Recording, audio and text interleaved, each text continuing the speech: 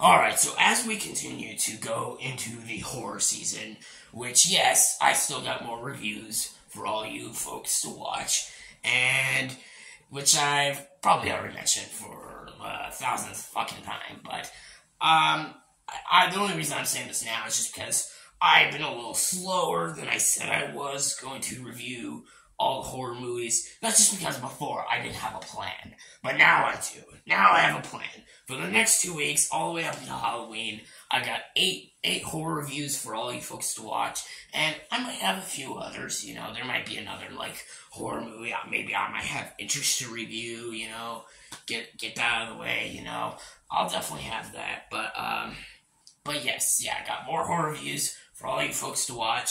And stay tuned for that, please. Stay tuned for that, because I really want to talk about these movies with you guys. So, yes. But, in the meantime, I want to talk about a movie that I think is so fucking underrated, and I think more people need to give this movie love. And that movie being 2008, The Incredible Hulk. Yes, this is the second MCU movie, the second Marvel Cinematic Universe movie, the one that came out the same year as Iron Man, because everyone loves Iron Man so much, so when, they were expecting when they saw another MCU movie coming out, they were like, hey, look, there's another MCU movie, it's gonna be like Iron Man, let's go see it. But then people were, disappointed, because it was like, oh, it's not like Iron Man, it's not like our typical fun superhero movies, it's not fun like that, it's like, we'll get into that in a little bit, but yes, this movie is basically the adaptation of the Hulk story, where, he's on the run, Bruce Banner's on the run, and he can't basically live his life. We'll get into that, but yeah, it's a movie I wanted to talk about. And why I think it's so underrated, and like I said, I think more people should give it love. And yeah, let's talk about it. Here is my review for The Incredible Hulk. Let's go. So this movie stars Edward Norton, William Hurt, Liv Tyler, Tim Roth, Ty Burrell, and the list goes on. And this movie is directed by Louis Leterrier, a director I've not really seen a lot of movies from, but I know he's probably a good director, But, yes. And this movie the plot of this movie is Bruce Banner. It's a few years or so after he got the potion he got the blood of the Hulk transferred into him. And after the accident with, Betty Ross and General Ross, so basically, it causes him to, be, he was banned. He was basically, he couldn't be with everyone he knew and loved. So he's now basically on his own. He has no friends, no family. It's just him and actually his dog that he has. Yeah, he does have a dog in this movie, Bruce Banner. Basically, he's just on the run as as General Ross continues to search for him, because he can turn into Hulk whenever. If you know Hulk, you should know that when Bruce Banner gets angry, he turns mad, and he turns big and green, and he turns into the fucking giant green Hulk. And yeah, let's just get to it immediately. Let's talk about the performances. Edward Norton is fantastic as Hulk. I've always said this for years, and I will still say it again, because I know this is kind of I wouldn't say a hot take, because some people do prefer this. I think Edward Norton is a better Hulk than Mark Ruffalo. I know, because Mark Ruffalo is a really popular Hulk, and a lot of people know him already, so it's and I'm not saying Mark Ruffalo Hulk is bad. I'm not saying his Hulk is bad, I'm not saying his Bruce Banner is bad. I think he does a very good job. But there were times in some of the movies where I was just that's not Bruce Banner to me. It's just I never fully captured Bruce Banner's or his Hulk. Robert Downey Jr. I capture perfectly as Tony Stark with the look, with the feel, the mood, the voice, everything about Robert Downey Jr.'s performance just speaks Iron Man to me.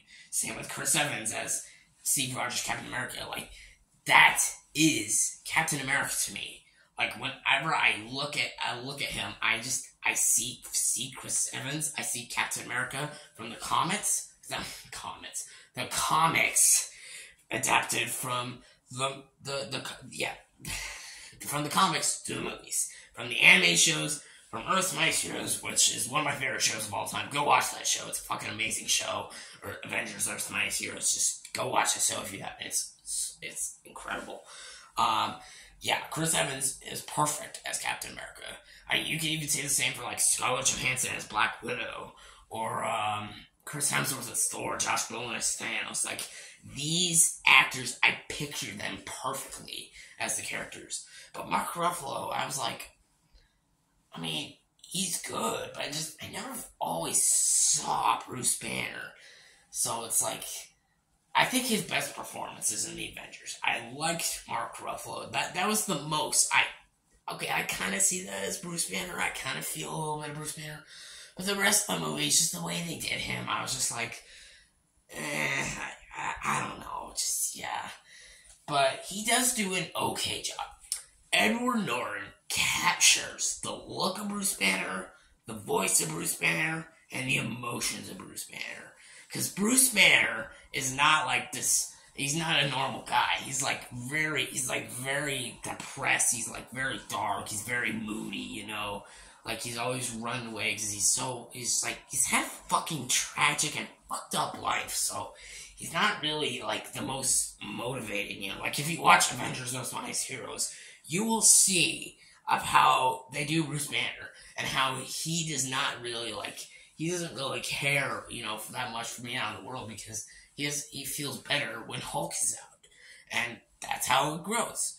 And obviously, yes, like, they can't always have Hulk, like, you know, just sitting in the rooms, you know, yeah, I get it. It kind of makes more sense for animation. But yes, I guess, sure, you could say maybe he doesn't need to be in a fully live action film. I get it. I could say otherwise, but I get it. But yeah, Edward Norton is amazing as Hulk. Apparently, I know they didn't bring him back just because he was kind of a huge asshole. I'm not gonna go into that, but that's from what I heard. I don't know. So, but if he was able to still play Hulk, I think that would be incredible. But Mark Ruffalo still did a good job, so I guess. But yes, Edward Norton is perfect as Bruce Banner. I feel Bruce Banner, and whenever I think of the moody, you know, the fear, the emotions, the anger of Bruce Banner, I see Edward Norton as Bruce Banner, the Incredible Hulk. So yeah, he's absolutely incredible. Liv Tyler's also great in this movie. I really enjoyed her performance as Betty Ross, you know, as the love interest, you know, and you know, just how how sad this movie feels, you know, because this is not, again, like I said, this is not one of those lighthearted superhero movies. It's not one of those you know, typical superhero movies like X-Men, Iron Man, Batman, you know, all those movies. It's a very different movie. Yeah, exactly. Yeah, it's a very different movie. So, and her performance in this movie is really good. She's really good as the love interest. I enjoyed William Hurt as General Ross. I think he's awesome in this movie. He doesn't have a huge amount of screen time, but he when he's in the movie, he's really good. I really enjoy his performance. I really enjoy him. I also enjoy Tim Roth. I have some issues with his character, but I think he did a good job. I think pretty much most of the performances in this movie are great. And Ty Burrell is also in this movie, yeah. Phil Dunphy himself is in an MCU movie. Ooh, very interesting. Yeah. Ty Burrell. If you all see Modern Family, he played Phil Dunphy. Yeah, he's in this movie. He doesn't have a lot of screen time, but he's great in it. But yes, the performances of this movie are all great. Tim Blake Nelson's also great in this movie as well. But Edward Norton is the show stealer of this movie. He gives almost an Oscar-worthy performance. Maybe I would say, yeah, they would. I don't think they would ever nominate Edward, an MCU actor, because the Oscars have somewhat of a problem with nominating superhero movies or just actors for best actors. What the fuck? Like, what the fuck, Oscars? Like, you don't think any of this acting is worthy of best actor? I don't know. I don't know what to say to that. But yeah, just because like there's so many great performances in the MCU, but the fucking Oscars don't get their shit together and actually nominate it. Oh god, sorry about this, guys. The Oscars, they just annoy me a lot about this these days. But yes, yeah, pretty much. Okay, I just have to say it right now. The Oscars, they don't have enough. They don't have the balls to nominate other movies because it has to be a biopic. It has to be rated R. It has to be depressing. It has to be right in their league. It has to be specific. Because how I consider movies to get nominated is how any movie should get. Like, any movie should get it. Because movies, like, if no matter what kind of genre they are, if they're amazing and they're beloved by the fans, that's what the movie should get. Like, you know what Lord of the Rings Return of the King won Best Picture? Is because it was beloved by the fans, and it was an amazing movie. Fuck, it even won 11 Academy Awards. Of course, it's a fucking amazing movie. It's my favorite movie of all time, but, like, just, like, they don't consider Avengers Endgame like that. What the fuck? Sorry about that, sorry, I had to rant about that. Maybe I'll do a whole video about that, like, cause I definitely want to talk about the Oscars, how they kind of annoy me a lot. Yeah. But anyways, what was I saying? Oh yeah, The Incredible Hulk. I was reviewing The Incredible Hulk. Yeah, so all the performances of this movie are great. Edward Norton is the standout.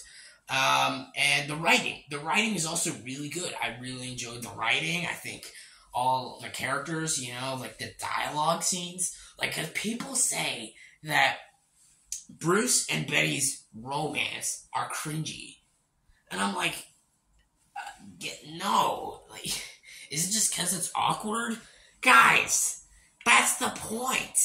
They've both been through fucked up lives with each other.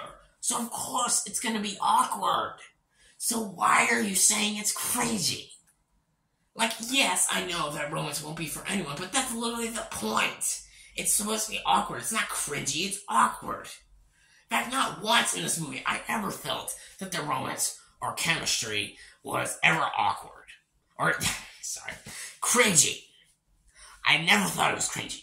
And I don't see what other people are talking about with it being cringy. Yeah. But, yes, the dialogue scenes are really, really well done. And I don't think their romance is cringy at all. And just... Yeah, a lot of the intense scenes are really great. Really, really great, really solid. The opening scene of this movie is like, wow, holy shit, that's kind of a fucked up opening, if you know what I mean. And then when, like, he becomes Hulk a little later in the movie, how it's shot, how it's filmed, how they use, like, the camera angles, when he's, like, going, like, he's, like, you don't see him turning into the Hulk on screen. It's, like, hidden in the dark, that's so good. People actually don't like that? Sorry, I'm just a little shocked about how, people think of movies these days,